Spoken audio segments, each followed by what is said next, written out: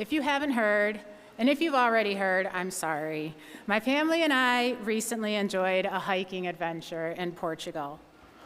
2 weeks wandering and taking in the culture and the history held in the hilly countryside towns just outside of Lisbon and along the rugged Atlantic coastline and in the sprawling Levada network of Madeira Island. That network is a series of aqueducts and canals that was built in the 15th century to transport water from the mountain peaks to the coasts. Today, those levadas are the basis of a series of hiking trails throughout the Madeira Natural Park, which is a large biological reserve that encompasses 2/3 of the island. It was created in 1982 to safeguard the natural heritage of this archipelago.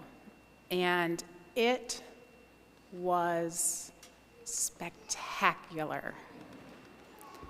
It was also very stony. I found myself thinking about stones quite a bit when I was there because I kept tripping over those pesky ones, you know, the ones that are kind of like embedded in the dirt paths and like just a little bit of them stick up, just enough for me to catch a toe and go reeling forward every once in a while. And then as the hikes became progressively harder and higher, the stones got much, much bigger. For many stretches, the stones became our footpath. They were often uneven and slippery at the same time, especially after the rains. And while walking our ascents and descents, thoughtful foot placement was very necessary to prevent rolled ankles or falls. Those stones were crying out to me without saying a word. I had to pay attention, literally. Now, normally my mind wanders to all sorts of places while I'm walking. The grocery list for the week, the cringy thing I said in a recent conversation, ideas for activities for the next Faith and Fun Friday, the emails or the texts that I forgot to send, the conflict with someone who was once dear to me, and how it got to what it is today. On this trip, I am not kidding you, every time I caught myself tripping over a stone, I noticed that my mind had been spiraling down one of those rabbit holes. I tripped because I wasn't paying attention anymore. I wasn't present to what was all around me. And the stones, well, they let me know it. The more I had to pay attention to the stones and the rocks to keep from slipping and tripping, the more curious I became about not only the ones underfoot, but also those in my sight line that made up the breathtaking vistas we stopped to take in over and over again. The grand formations in the sprawling cliffs overlooking the ocean, formed and shaped by millions of years of environmental change and the crashing waves of the Atlantic. And my favorites, the massive rock formations onto which, under the right conditions, lichen and moss had attached, facilitating the emergence of an entirely new ecosystem known as the laurel forest. And if I ever go missing, this is where you will find me, in like one of these craggy rock formations, like with my little book. In the mind silence of presence, my curiosity turned to awe as I recognized the fundamental reality of what was all around me. Stones and rocks are not just good foundations for human-built structures. They are the foundations upon which ecosystems are built. They hold the history of life, the stories of what has been and the necessary minerals and nutrients for life to continue. The stones are the grounding force of what has been and what will be. The stones are the holders of truth. Neuroscientist and psychologist Lisa Feldman Barrett notes that, and I'm quoting her here, humans are the only animals on the planet who can simply make things up, agree on them as a group, and they become real. That's both like a really, really cool thing and a really, really terrifying thing. We, all of us, we can imagine things, both beautiful and horrific, that don't yet exist, and bring them into being. But do our human-created realities have the power to overcome truth?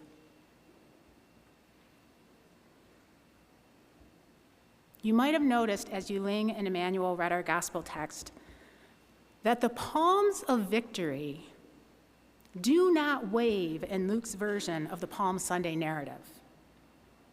He's given us a palmless Palm Sunday. I suspect they don't wave because more than any other version of the story of Jesus' final entry into Jerusalem, Luke's telegraphs all that is to come as we move through Holy Week. For Luke, this is not a victory parade.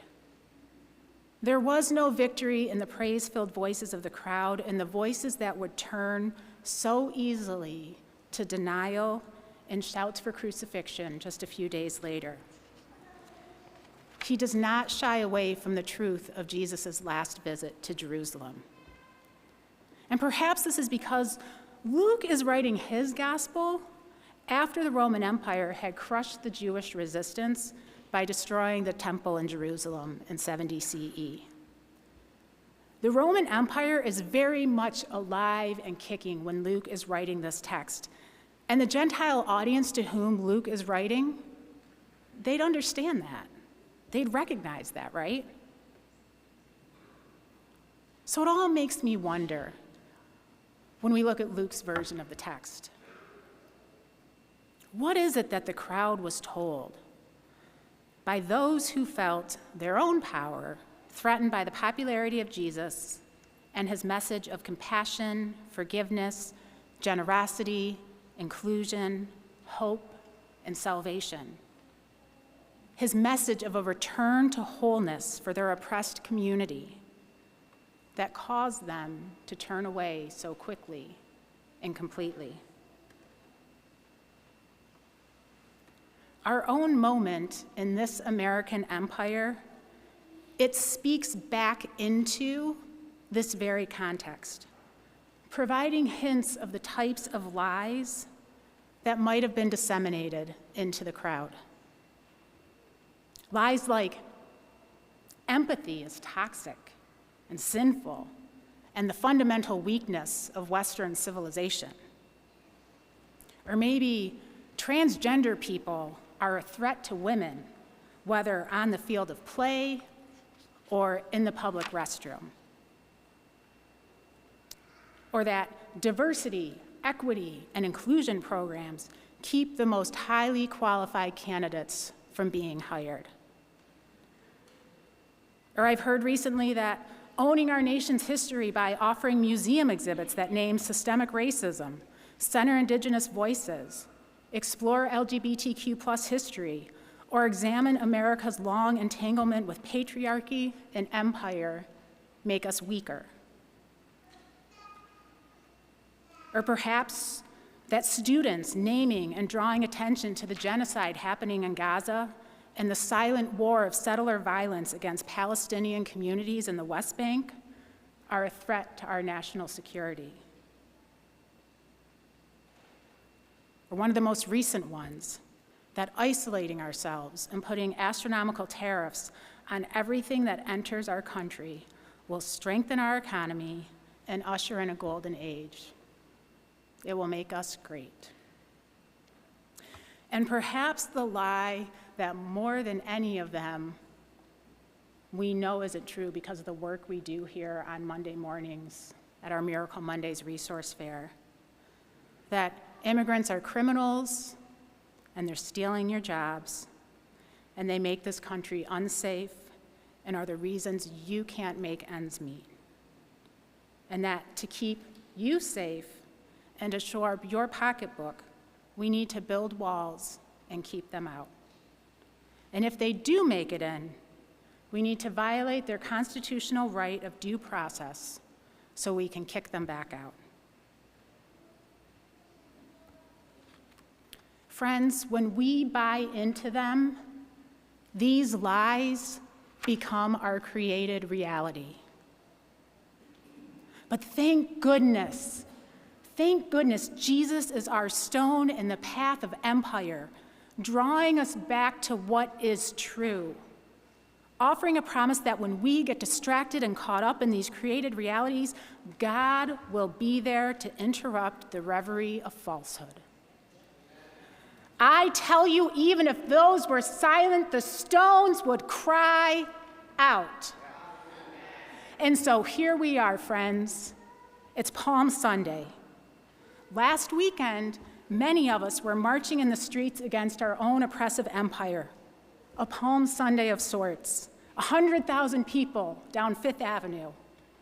Like the crowd in today's gospel text, we were not waving palms of victory, but offering signs of resistance. As we leave here today and move further into Holy Week, let's pay attention to what's all around us, and especially to the stones that might trip us up, to the vulnerabilities and the self-interest of our own hearts that might distract us from the truth, turning our resistance to apathy, complacency, compliance, to complicity even, with the death-dealing powers of empire. Let's keep asking ourselves, are we standing in solidarity with those on the margins shouting, Hosanna, Hosanna? Or are we crying out, crucify him, in the false hope that we might save ourselves? Friends, may we have the courage to cry out with the stones, shouting the truth, helping one another to keep paying attention, even in the face of empire, especially in the face of empire. Amen?